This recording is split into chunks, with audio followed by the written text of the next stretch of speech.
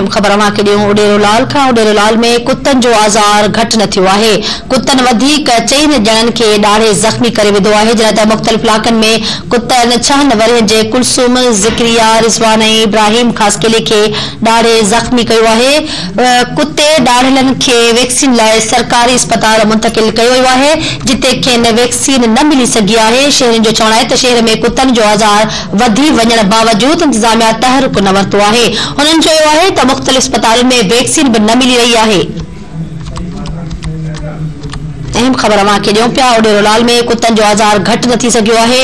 कुतनि वधीक 4 ॼणनि खे ॾाढे ज़ख़्मी करे विधो आहे, जॾहिं त मुख़्तलिफ़ इलाक़नि में कुतनि 6 वरियनि जे कुलसूम, ज़िक्रिया, रिज़वान ऐं इब्राहिम ख़ासकेले खे ॾाढे ज़ख़्मी करे विधो आहे। कुते ॾाढ़िलनि खे वैक्सीन लाइ सरकारी अस्पताल मुंतक़िल कयो वियो हो, जिते खेनि वैक्सीन न मिली सघी आहे। शहरियुनि जो चवणु आहे त शहर में कुतनि जो आज़ार वधी वञण बावजूद इंतज़ामिया को तहरुक न वरितो आहे। अहम ख़बर बाबत अवां खे आगाह कयूं पिया। हुननि चयो आहे त मुख़्तलिफ़ अस्पतालुनि में वैक्सीन भी न मिली रही आहे।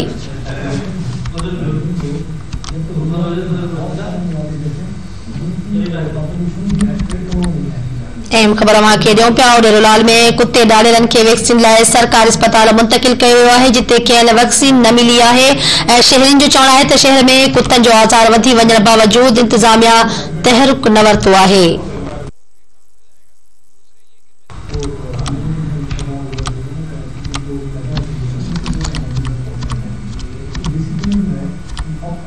इन हवाले से उडेरोलाल खान धरती टीवी न्यूज़ जो रिपोर्टर फजल बलोच अस लाइन ते मौजूद है। जी फजल, तफसीलन बाबत आगाह कजो।